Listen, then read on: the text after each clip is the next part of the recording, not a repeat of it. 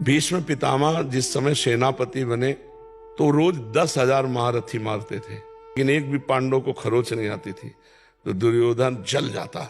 भीष्म जैसे सेनापति एक भी पांडव नहीं मारा गया तो उनके शिविर में जाकर के रोज इस बात के लिए झगड़ा करता। तो भीष्म जी भाव में आए और 5 बाण निकाल के रख दिए और कहा, कल मैं यदि जीवित रहा तो 5 पांडवों का वध निश्चित समझो। खबर फैल गई पूरे दोनों शिविरों में। इतने में द्रौपदी जी आ गई। बोले, प्रभु सुना? बोले, हाँ। द्रौपदी जी का, अच्छा अपने दासी के कपड़े लाओ। भगवान ने दासी के वस्त्र पहने। द्रौपदी जी का आगे आगे चलो भीष्म पितामह के शिविर की तरफ। सीधे भीष्म जी के सामने गई। वो संध्या के समय जप कर रहे थे। जाकर प्रणाम किया पितामह। तो उनको भी यही बात समझ में आई कि दुर्योधन की पत्नी आई है। का सौभाग्यवती भव। संध्या का समय था।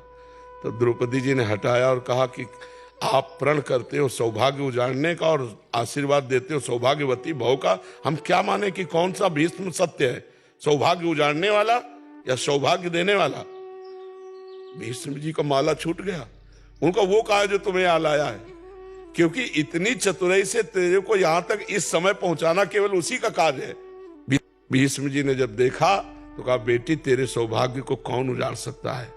हम जैसे सैकड़ों भीष्म तो भी नहीं उजाड़ सकते, जिसका रक्षक ये गोविंद तुम्हारे लिए दासी बन के आया है, तुम्हारे पद।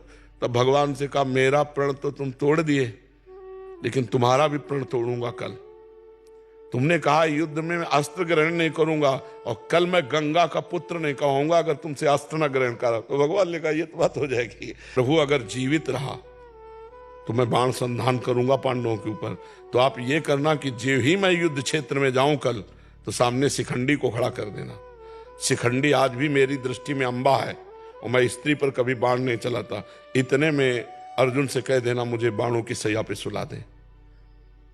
अब भगवान लौट करके आए तो देखा पांडव चैन से सो रहे हैं। तो पांडवों को जगाया। उनका भीष्म ने प्रतिज्ञा की है 5 पांडवों को मारने की। बोले, हाँ पता है। बोले, तुम चैन से सो क्यों रहे हो? बोले, जिसके तुम रक्षक हो तो चैन से हम सोए। आप खुद व्यवस्था करो।